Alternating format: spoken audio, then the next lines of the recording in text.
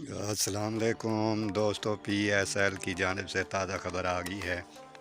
اس سے پہلے آپ سے درخواست ہے کہ دوستو، اگر آپ ہمارے چینل پر بالکل نئے ہیں تو پلیز سبسکرائب کر دیں اور ساتھ بیل آئیکن کو لازمی پریس کر دیں۔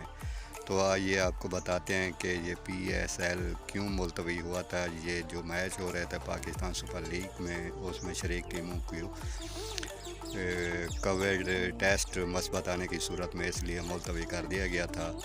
اب جو فیصلہ کیا گیا ہے وہ اس دوران جو میچ ہوئے تھے وہ اب تقریباً 20 میچ باقی رہتے تھے۔ اس میں کراچی کے 6 میچ اور لاہور کے 14 میچ رہتے تھے۔